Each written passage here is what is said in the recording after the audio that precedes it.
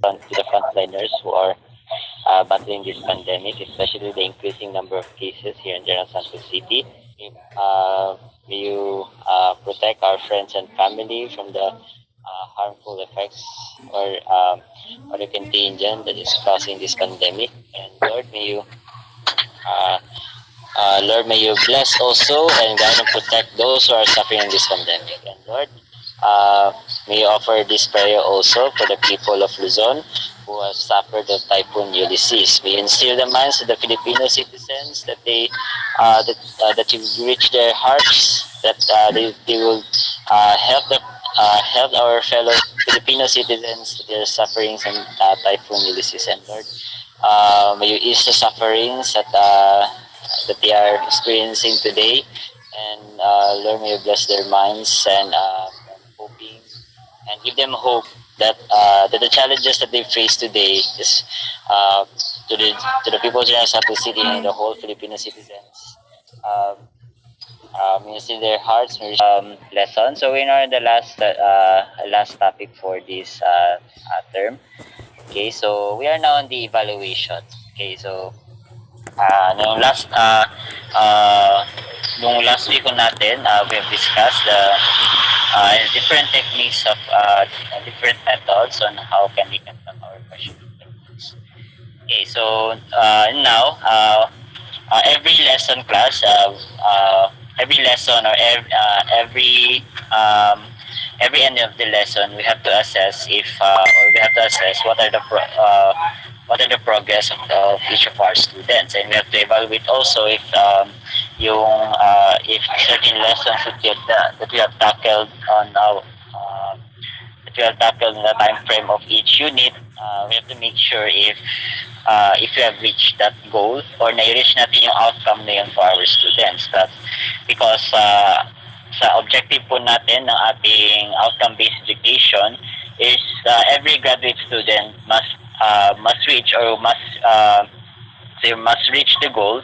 Dapat ma-reach talaga yung goal natin na ma-reach yung goal natin na itong certain topic na to is up to na student. Unlike before, that we are based on the competency of each student, na kung ano yung ituturo ng teacher is kung ano yung naturo ng teacher, okay, automatic na naisip natin na natutunan na din ng student. But sa ating outcome-based education, okay, ulitin ko lang,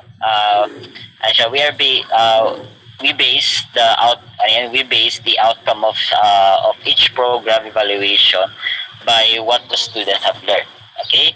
And then if kung ano po yung natutunan ng student, you have to make sure also na yung outcome na i-base natin dapat in line din po siya sa ating assessment. Like if yung question po natin is mostly memorization, of course yung assessment po natin is also memorization. So pag lesson natin is if yung lesson nila is mag-list lang ng ating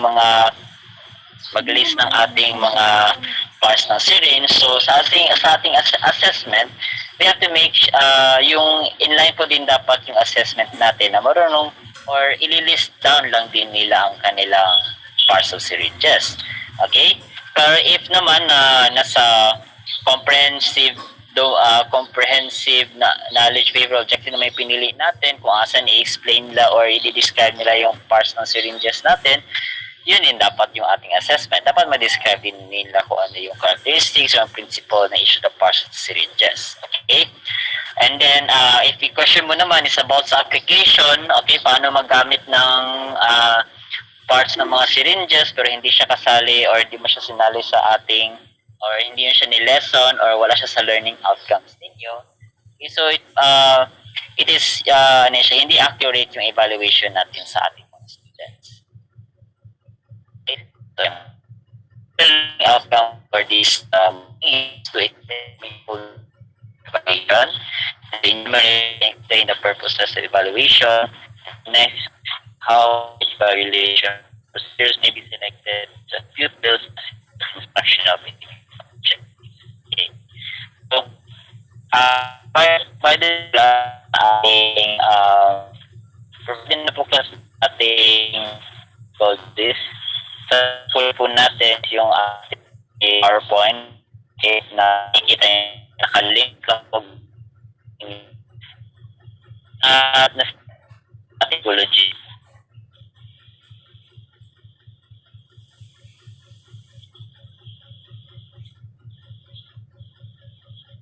po yung ating ulitin po din yung ating PowerPoint ko. Nabiview naman.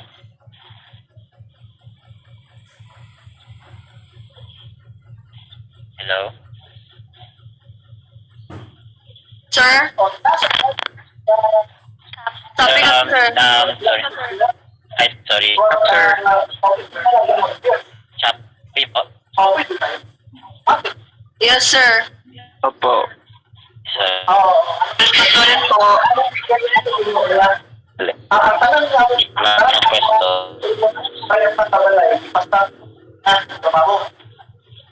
sir? Oh, hindi lang kami BSF, kwentuhan, basta na ang trabaho. Parang di ba, BSF,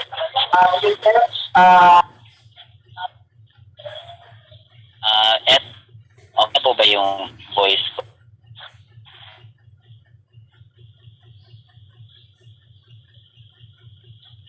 Okay mo itong putol pa rin. Putol ka pa rin, sir.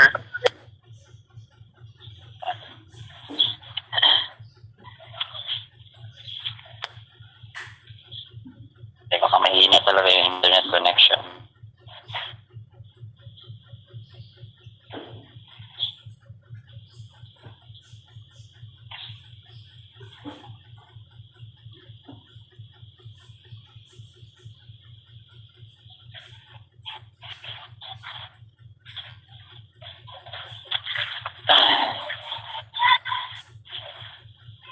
Net po. Putol-putol pa rin.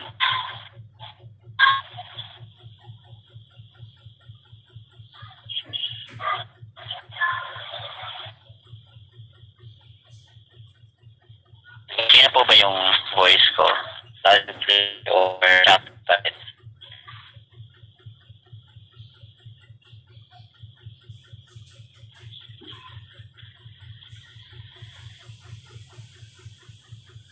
Hello? Okay na, sir. Medyo okay na po. Sorry ko talaga. Lapag. Po. Ano? Sakit niya po sa ating school.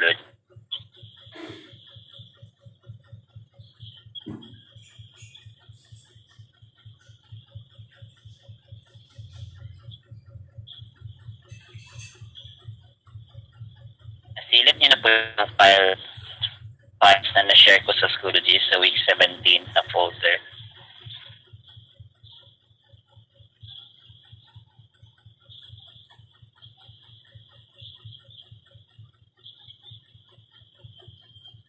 Yes, sir. Meron na, sir. Okay, thank you. So, let's continue. Kasi I'll just keep my pace low. Para ka mag-choppy po ulit. Okay. Every week, what are how and what the goal. So, yung isipin natin, isipin na issue feature and from evaluation assessment on each topic. Okay? So, that should be very effective in promoting learning. Okay? So, we have to think every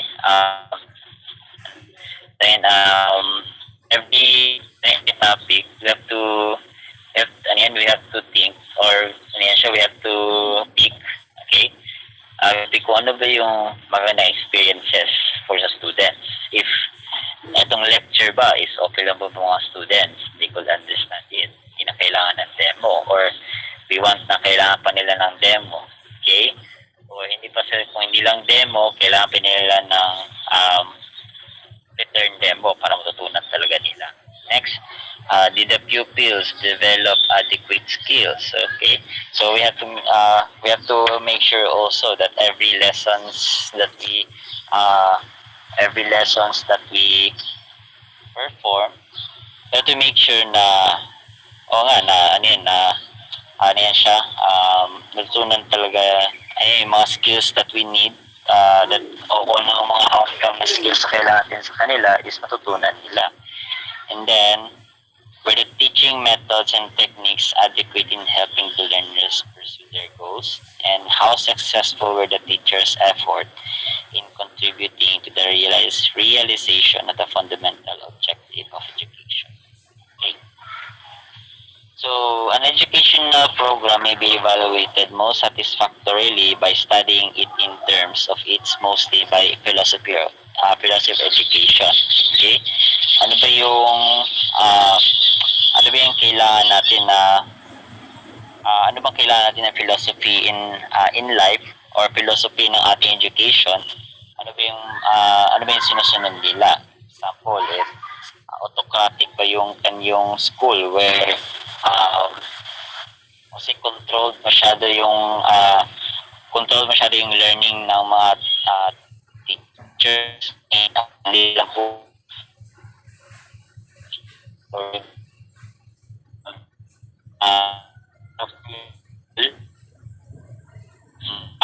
yung kakapas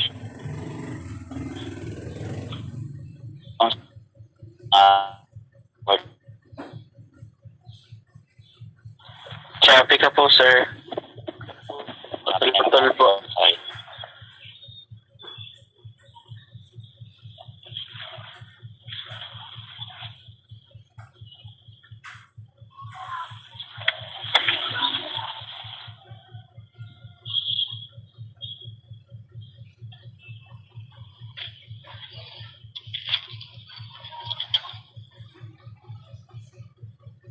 Eto, medyo okay na or choppy? Okay na, sir. Ayun lang talaga ha. Nakadata lang talaga kasi. Sige. So, next is individually express purposes and objectives. The nature of the, we have to, we have to express also, okay, ano ba yung mga purposes na mga objectives natin, mga behavioral objectives natin. For memorization lang, for application, kailangan nilang mag-synthesize ng bagong idea, or paano nila ma-analyze ng certain topics. Next, the nature of the pupils whom to deal with. Okay, so ano ba yung learning process ng students? Because every student has its unique individual characteristics on how they learn. Okay, yung iba galing sa memorization, pero yung iba naman is mostly ma-understand niya lang talaga ang certain topic if na-explain ng mabuti. Okay, hindi niya kailangan ng memorization, basta i-explain na sa kanya ng mabuti, ma-memorizean niya. And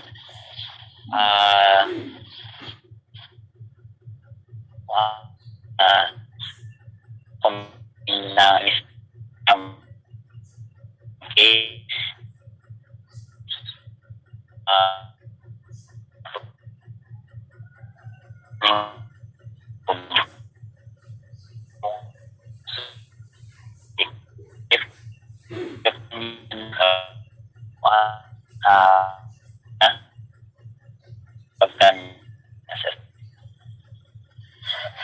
Sir. Kailan?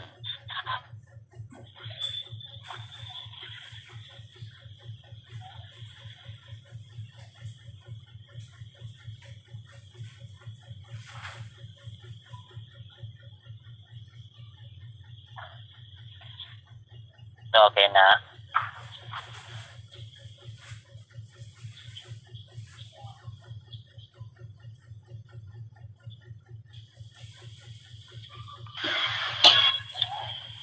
Ito okay na.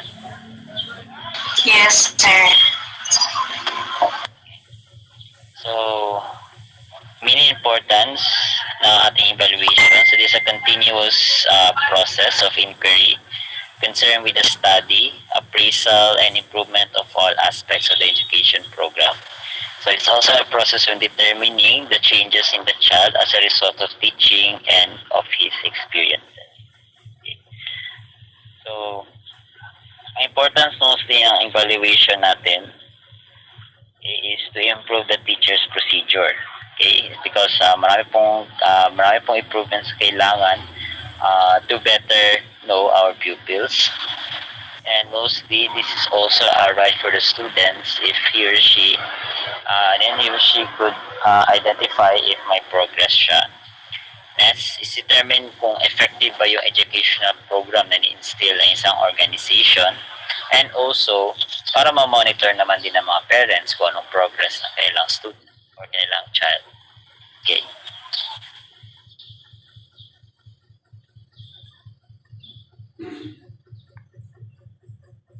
Okay. So, okay lang po ba yun? Hindi ba siya choppy?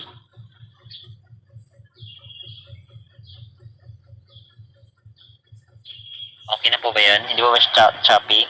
Yung last slide. Okay lang, sir. Okay po. Naintindihan. So, ano ba yung scope evaluation natin? Ano ba yung dapat na parang objective natin? Okay. So, mostly yung process of evaluation includes the appraisal of all elements of the total teaching learning situation that contribute to effective and economical learning with a view to improvement. So, we have to make sure na every assessment natin must be accurately that must be accurately identify yung parang characteristic ng ating education, and also we have to make sure that this assessment could bring up ways of improvement. Okay, so every assessment we have to make sure na may improvement in the part. Yeah. The next, mostly yung assessment natin, mostly this embraces or parang helpful po yung ating assessment in terms or in the group of organization and administration. Helpful din po yung assessment natin para sa school curriculum because we can adjust also if etong subjects to, etong term na to, kaya mag-handle ng tatlong major subjects. Okay? So, kaya ma-adjust at least malilay off or hindi po ma-overload or hindi po parang may extend yung time natin sa education. Next, yung teaching learning process, okay? Because we can, assessment could help. What are the ways of improvement natin? Next, assessment also could bring up what kind of learning materials we'll be using. And lastly, if itong assessment na ito could bring a good outcome where itong mga students ito could help their community. Okay? So, okay lang po ba yun? Okay lang yung voice ko?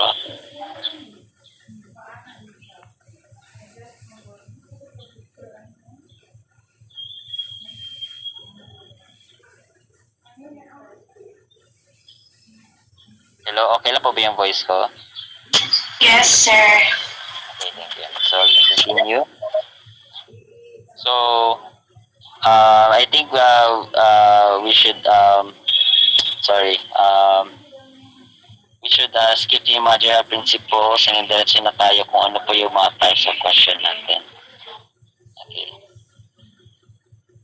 So, there are different teacher-made tests where yung teacher po yung gumagawa ng mga assessment. So, yung mga assessment na po yun, included po dyan is yung mga short answer questions natin. Example, mga short answer questions are identifications because mostly limited lang to siya sa mga who, what, when, where, and how many. Okay? So, mostly isang answer lang talaga to siya ng ating mga students. Next. Next one yan is yung teacher-made test. Matching type. So, parang variation na to siya ng multiple choice question. But, variation ng multiple choice question but by pairing to siya. Okay? Kung asan yung isang column is yun yung mga question, yung isang column is yun yung mga answers. Then, i-prepare lang po nila. So, ang important points lang in conducting multiple ayan siya, matching type questions is matching type questions is dapat may important points na tayo where yung list sa right should contain more items than the list of the left. Kung asan dapat sobra po yung items po sa or yung mga answers natin. Okay? Next is arrange it alphabetically or chronologically or by its length. Okay? So, kung pag-arrange po sa mga questions, dapat po classes alphabetical siya. Or yung mga answers natin dapat alphabetical siya. Okay, para hindi po mahirap hanapin ang mga answers. Next, it should be homogeneous where dapat yung each of the question should be same area siya ng ating topic. Ang ibig sabihin ko niyan class, kung hematology po yung topic natin, dapat hematology din yung lahat sa mga questions natin and mga answers natin. Okay? Hindi po pwede class na hematology, and then next na question is pang clinical microscopy, and then next is for clinical chemistry. Bawal po yun siya class because obvious na po yung mga answers natin dyan. Okay? Next is yung true or false naman. True or false, talent, variety, and interest to informal testing activities. Kasi madilan to siya gawin. And useful to siya when performance to people on any one item is not an important consideration. So, okay na po ba yung voice ko? Pwede para mag-continue? Opo, sir. Okay, thank you. Next is multiple choice questions. So, this is the best general purpose question because yung outcomes niya, okay, is obviously naka-state na kagad. And mostly, this is the most widely used type of questions of standards test. So, kung sa mga board exam, guys, ito talaga yung a choice ng mga board of examiners because masa-standardize natin lahat ng mga questions natin. Okay? And standardized din yung assessment and pareho na po yan siya kung ano po yung kailangan na outcome ng ating mga professional. And it's also a flexible board objectively. Okay? Flexible siya class because we can adjust each questions na siya. Ma-adjust natin each questions na pwede siya for memorization, pwede siya for application, and so on and so forth. Lahat po ng behavioral objectives ng ating classes, ma-apply po natin lahat sa ating multiple choice question. And also, this can be scored objectively. Where kung ano yung answer ng student, yun na talaga yung score niya. Okay? So, hindi na ito yung halo class na lalo na kung side and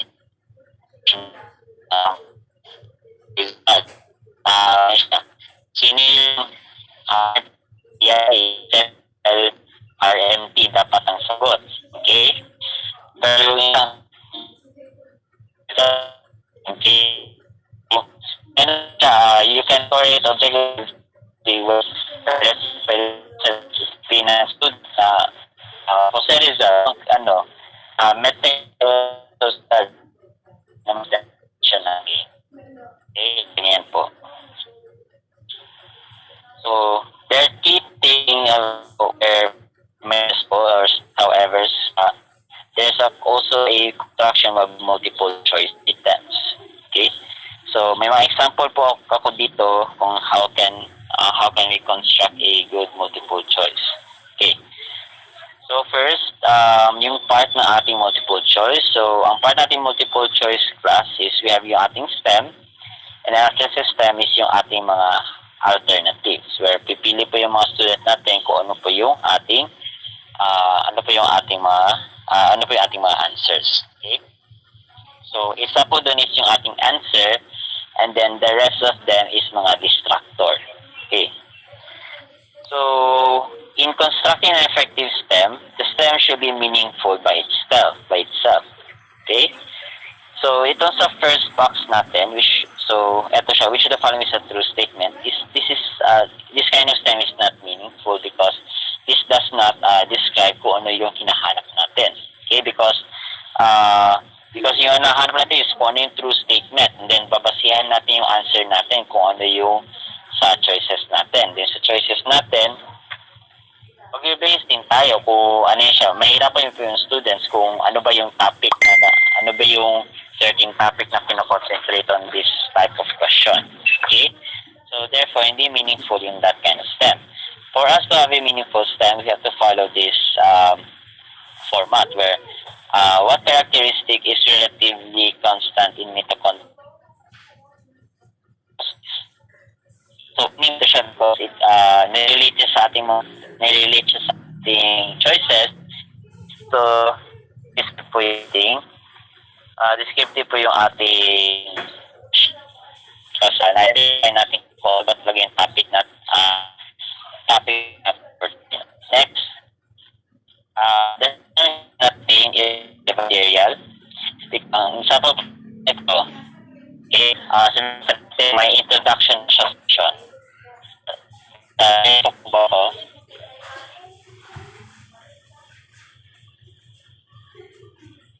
Ini po ako.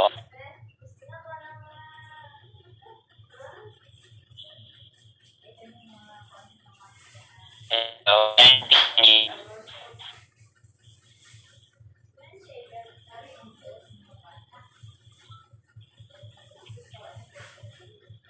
hello guys, can I continue? Yes, sir. Okay. Sige. Okay.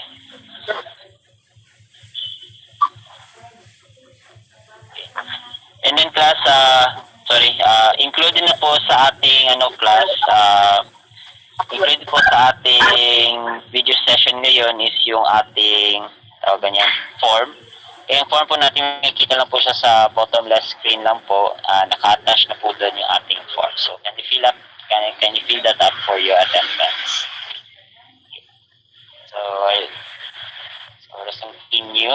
So, irrelevant material class should be avoided kung asan na may introduction po tayo sa issue of the question. Okay, so ganyan ito. Okay, may mitochondria involved from free living in identify niya pa kung ano yung mitochondria, and then yung question na pala is what characteristics in relative constant in mitochondrial genome across species. Okay, so yan siya class. So, we have to make sure na dapat relevant lang po talaga yung materials na ilalagay natin para hindi po masasayang yung time ng ating students na magbabasa lang ng question. Okay, next, the STEM should be negatively stated only when significant learning outcomes require it. Okay? So, isa po naman negative phrasing po natin classes ito. Which of the following is not true about mitochondria? So, and siya, identify po siya as negative phrasing because yung the word is not true. Okay? Or all of the following are true about mitochondria except. Okay?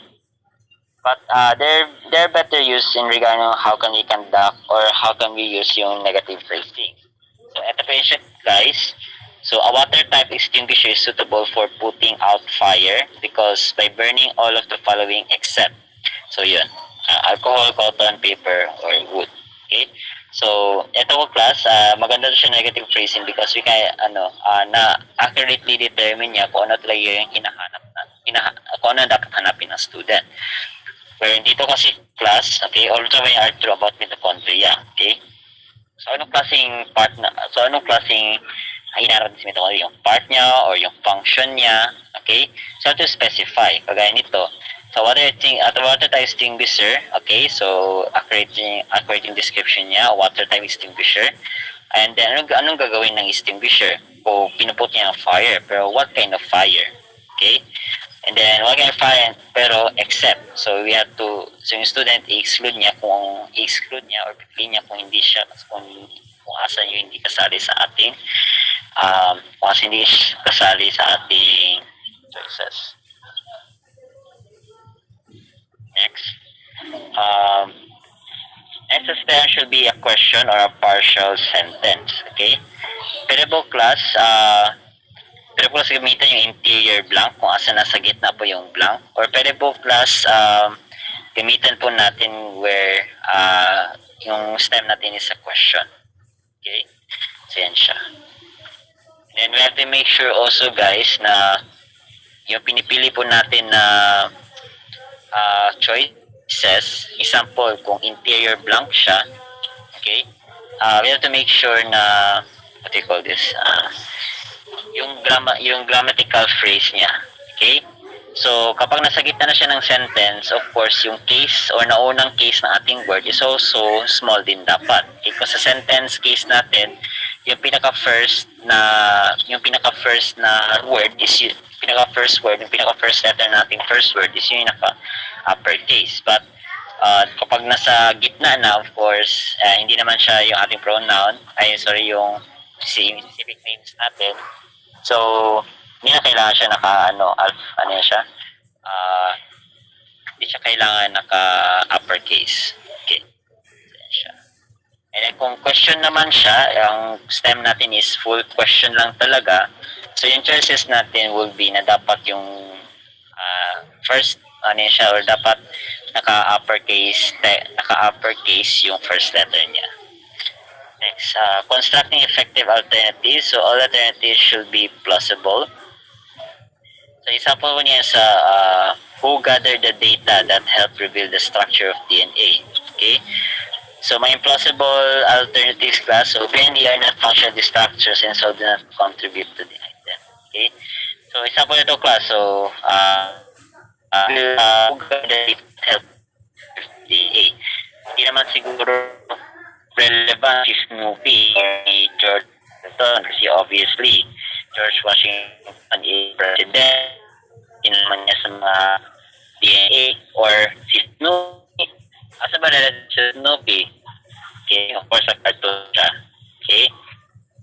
Gumagawa ng questions. Yung isa, yung mga names, yung iba, ginagamitan ng pangalan ng mga anime characters.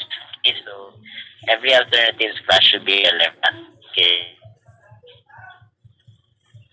This also be clearly nicely. So, kung asa na, nilagay mo na lahat ng siya paragraph na isang row. Okay?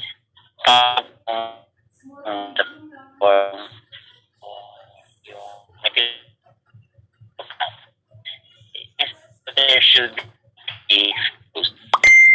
Okay? Sabihin niya pa sa dapat po na parang hindi pa siya mag-o sa para magkakasiba yung question natin. Technique ng parela, but mostly para nag-overlap yung understanding nila. Gaya ng RBC, kung sa RBC, asang relative, RBC sa questionatology din sa AUPF. Okay? But on a sense, mostly makikita talaga yung this is not questionatology. But most of the time, question sa ating AUPF. Mostly accurate sa hematology. So, as you guys, para nag-o-off yung understanding natin dyan. We have to avoid that. Next, constructing effective alternatives. So, alternatives should generate content. So, guys, heterogeneous content, which because yung option A focus on different types of molecules and having species that it can be contributed to correct answers. Okay? So, we have to identify na i-product or parang structures talaga. Hindi ibig sabihin na parang kaya ng ating yung nag-answer na ma-exclude niya kagad yung ating mga ibang choices natin. And next, constructing effective alternatives. The alternatives can all the above should be not be used if you want a specific outcomes. Okay? Kung kasi if you want na itong student to alam niya dapat na dapat na-state yan talaga na itong question na to is ito dapat yung specific na answer. Okay? So example, if you want to list yung students natin na malist yung parts ng syringe, so ito nakapwesto sa ito na part ng syringe, so yung outcome mo, dapat yun dapat yung question mo. Bawal po yung question na all is the above if ganyan po na klase ng behavioral objectives. Next, the alternative should be presented in logical order. So, pwede po class na parang nakaset yan siya by time, kasi by alphabetical, or pwede rin class by type of answers. Okay.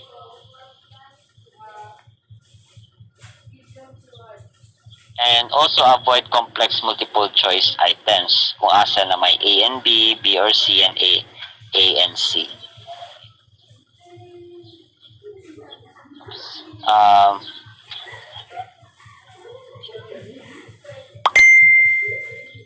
Also, keep the specific content for items independent of one another.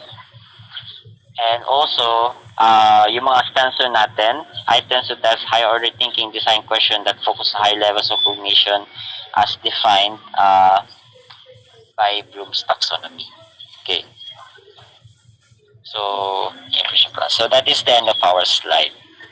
Okay. So, andyan pa ba kayo guys? Yes, sir. Okay. So, may assessment po tayo ulit. Per group po to siya. Okay. Same grouping pa rin. Hindi pa ako naka-ready ng instructions but same grouping pa rin siya. Ang gagawin niyo po class is relevant also on sa ating lesson where each of the members of the group, okay, proper group siya because tipon po lahat ng trabaho niyo sa isang file. Pero parang individual pa rin because each of the members should contribute to multiple choice question that is based dapat yan siya class sa ating behavioral objective. So if nasilip niyo po yung PDF natin, there are different ways of questioning kung asan na ma-relate natin siya sa each of the objectives natin. Example, pag siya, knowledge domain tayo, so of course yung mga questions natin is mostly nakabase na siya by what, by when, or where. Okay? Yan siya. So di ba yung nakabase sa ating question? So, gawin nyo lang, create lang kayo ng multiple choice item. Okay? Ang topic is, depende din sa kung asa kayong kukuha. Okay? But ang ano ko niyan is, dapat, para pareho na kayo sa group natin. Kung sa piste yung question ninyo, of course, dapat lahat sa question sa piste natin. Okay? But ang ano dyan, class, hindi po dapat magkakapareho yung behavioral objectives natin per member. Okay? So, yung isa dapat sa analysis, yung isa sa synthesis, isa sa evaluation, and so on and so forth. Okay? And then, after nyan, of course, bibigyan din yung yung answer key. Okay? Huwag yun akong pansirin class. Okay? Of course, di ko na yun alam. Yun na yung class. Next, dapat i-identify nyo din kung anong klaseng behavioral objective yun siya na assessment. Okay? So, may assignment pa rin tayo class where you have to make yung ating reflective summary. And then, the rest of it is yung assessment na lang. Okay? So, ganyan. Okay, so if you have any question regarding sa assessment, please wait na lang yung sa ating instructions. Sa ating instructions, ibibigay ko lang po yan siya later. Okay? I hope guys even though na tigo 1 hour po yung session natin, I hope na itong natin mga notes natin dito is natatago ninyo because this can be a helpful one regarding kung magtuturo po kayo, hindi. At least may idea po kayo class kung ano po yung pinagdadaanan ng mga teachers natin o ano po yung mga challenges natin to face if you want to be an instructor. Okay. So I think class, this will be the end of our first subject. Nabigay ko naman din instructions, so I think we have to end early because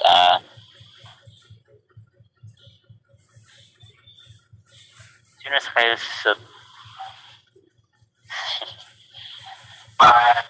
Sir, by group na po pagpasa ng assessment. by group pa rin, isa lang po magpasa sa group mates ninyo. Yes, sir. Okay. Sir, pwede magtanong, sir. Yes. Sir, ano ko lagi, naka-PPE ka lagi, nasa school kayo, sir? O PPE? Sorry, nasa kaya ba ko ngayon? Nag-lab na kayo, sir. Oo. Hindi, dito sa lab, nasa sports complex po ako. Di ba nasa school? Sorry. So, yun pa yun siya, guys. Ano pa ngayon? If you have any questions, please feel free to PM me. And for our last attendance, please turn on your camera para sa ating attendance.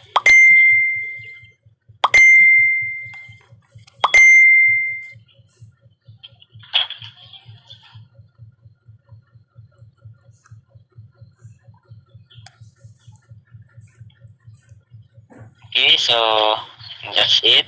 So 1, 2, 3.